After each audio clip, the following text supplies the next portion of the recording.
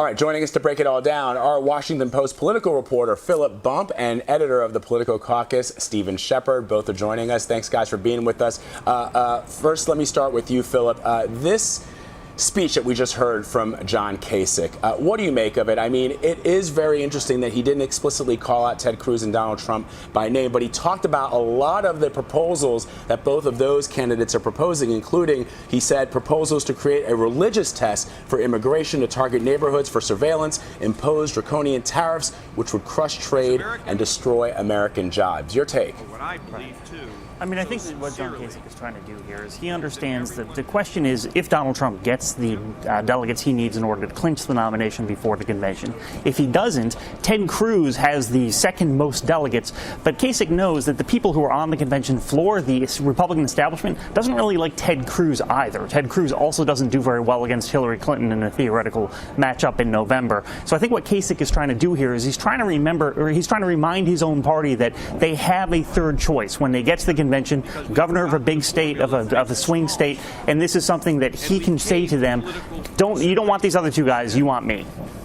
Stephen, I do want to ask you, Ted Cruz has moved on from New York now, where he's trailing by more than 30 points in the polls. He's now focusing on the more delegate-rich California, but that state doesn't vote until late June. Can you talk about the strategy here in both Kasich staying in New York, trying to get the delegates, and Cruz moving on? Sure. John Kasich is moving into a good part of the calendar for him. Not just New York on April 19th. And look, Donald Trump is likely to win New York. It's his home state. He's currently over 50% in almost all the polls. But on the following week, 5 more Northeast and Mid-Atlantic states vote: Connecticut, Rhode Island, Delaware, Pennsylvania, and Maryland, where John Kasich is, in most cases, running in second, or he and Ted Cruz are neck and neck. He needs to be the firm anti-Trump candidate in those states. And that's why he's kind of lumping Donald Trump and Ted Cruz together so that he can vault into that slot, the slot that Ted Cruz took in Wisconsin last week. As for Cruz in California, it's true that the California primary isn't until the beginning of June. June 7th, one of the last primaries are all held on that day.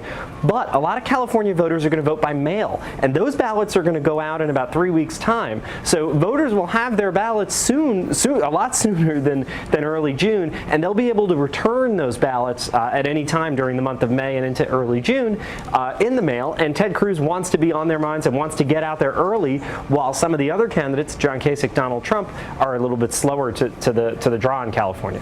Philip, what do you make of Donald Trump doubling down on his criticism of the GOP primary process, calling it crooked? I mean, when it benefits him, he's all for it. When it doesn't benefit him because of a lack of a ground game or whatever, he criticizes it. Right. Yeah, I mean, it's ridiculous, right? I mean, it is definitely the case that each party, both the Democratic Party and the Republican Party, set up a system that they feel like they're going to have better odds getting the candidate they want. That's absolutely the case, but the system isn't rigged. Donald Trump runs a very bad ground game. He's never won a close race by virtue of the fact that he's done better work on the ground in that state. And so what he's doing now is he's essentially whining. He's whining about the fact that he got totally out-hustled in Colorado, had absolutely no idea what was going on, actually had a staff person who got fired and then replaced shortly before the thing. He got beat. He got beat badly, and as is usually the case when Donald Trump gets beaten, what he does is complain about the process. It's what we saw in Iowa. We've seen it multiple times. It's what he's doing now. And I don't know that it's necessarily working with voters who are watching this.